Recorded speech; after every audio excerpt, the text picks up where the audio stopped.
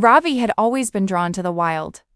As a wildlife photographer, he had ventured into countless jungles, capturing the raw beauty of nature through his lens.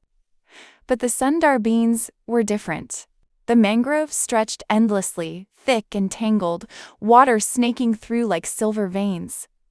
Mist hovered over the wetlands, softening the trees into ghostly silhouettes, and the air was thick with the scent of wet earth and salt. His guide had left him for the day, warning, "Stay alert. Tigers here are clever. They watch, they wait, and they strike when you least expect it." Ravi smiled, brushing off the caution. He was here for photos, not fear. Yet, as he moved deeper into the forest, the distant calls of birds and rustling leaves seemed sharper, more anxious. Something was watching him. Ravi paused at a muddy riverbank, raising his camera to photograph a heron that had landed delicately on a branch. The quiet of the forest was almost unnatural. Then he noticed something, a broken branch, paw prints in the mud, fresh and unmistakable. He froze, his heartbeat echoing in his ears. A low, guttural growl rolled through the trees, vibrating the air. Ravi's stomach dropped.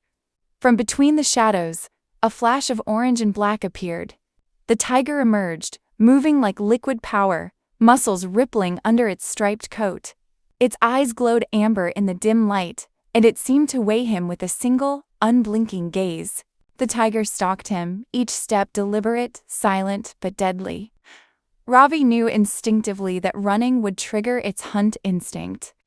His fingers clenched around a thick branch lying on the ground.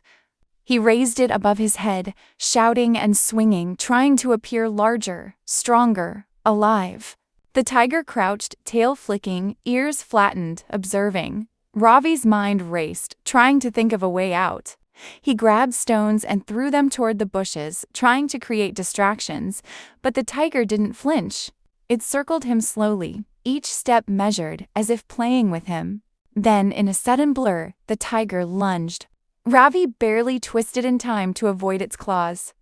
He stumbled over a tree root, mud and water splashing around him, but caught himself, bracing against the wet bark.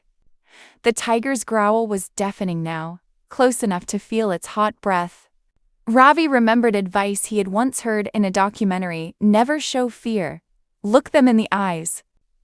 Stand tall, even when your body wants to run. Trembling, soaked, and exhausted, he lifted the branch again and met the tiger's gaze. For a moment, it paused, weighing him, not prey, not threat, but a puzzle. Time stretched, the forest held its breath. Ravi's eyes darted around, searching for escape, but every step, every sound mattered.